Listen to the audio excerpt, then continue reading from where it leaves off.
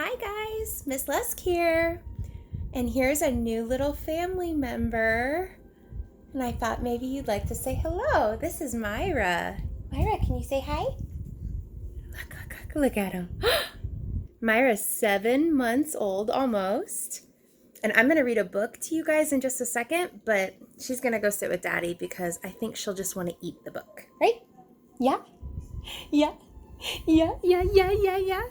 All right. Hold that thought. All right. Ta-da! By myself. All right, guys. I've been talking with Miss Waterfield, and I just wanted to tell you how proud I am of you. She's showing me all of your work that you've been doing, and I know this turned out to be a really funny kind of year, and you did not expect that you were going to be doing school at home. But I can't tell you how much I miss you. I can't tell you how much Miss Waterfield and Mr. Drew miss you, and we wish things could go back to normal, but we just love you so much, and we want you to have the best summer ever, okay? And this is one of my favorite stories that I always read to my kids at the end of the year, and it's from Days with Frog and Toad, which I know you guys have been reading a little bit from Frog and Toad. It's a good book, okay? And the story that we're going to read today is called The Kite. Frog and Toad went out to fly a kite. They went to a large meadow where the wind was strong. "Our kite will fly up and up," said Frog. "It will fly all the way to the top of the sky." "Toad," said Frog, "I will hold the ball of string. You hold the kite and run."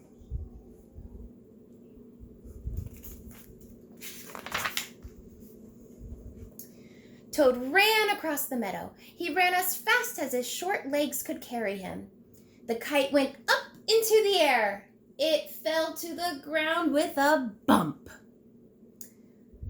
Toad heard laughter. 3 robins were sitting in a bush. "That kite will not fly," said the robins. "You may as well give up." Toad ran back to Frog. "Frog," said Toad, "this kite will not fly. I give up." "Would you do that?" "We must make a second try," said Frog. "Wave the kite over your head. Perhaps that will make it fly." Toad ran back across the meadow. He waved the kite over his head. The kite went up into the air and then fell down with a thud. Oh no, look what happens next. "What a joke," said the robins. "That kite will never get off the ground."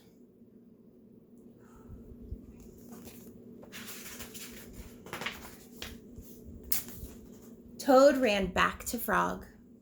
"This kite is a joke," he said. "It will never get off the ground." Who's he been listening to?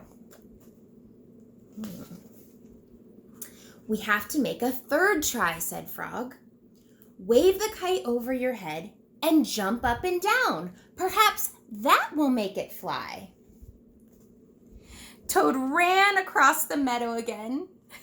He waved the kite over his head. He jumped up and down. The kite went up into the air and crashed down into the grass. "That kite is junk," said the robins. "Throw it away and go home."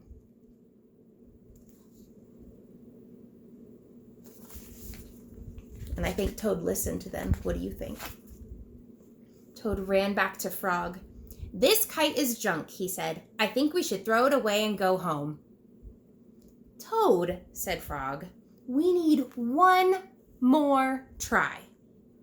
Wave the kite over your head, jump up and down, and shout, 'Up, kite, up!'" Toad ran across the meadow. He waved the kite over his head. He jumped up and down. He shouted, "Up, kite, up!" The kite flew into the air. It climbed higher and higher.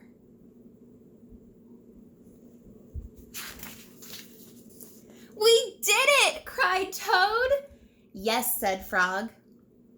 If a running try did not work, and a running and waving try did not work, and a running, waving, and jumping try did not work, I knew that a running, waving, jumping, and shouting try just had to work.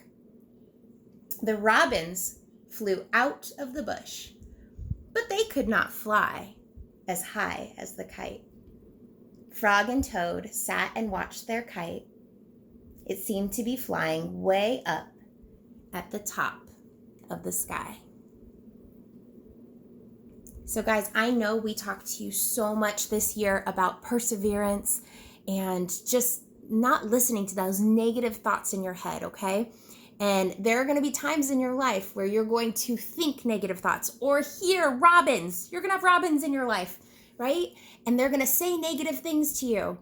But I don't want you to listen to that. I want you to believe and be super, super sure of yourself, okay? I want you to know that you can do anything and you've got to keep going. And if anything, this has been a year of I got to keep going, right? You probably didn't think that you'd be learning on your computer from home, right? And I bet your parents, in a way, are figuring out things as they go too, all right? So just remember to be super patient and kind with each other.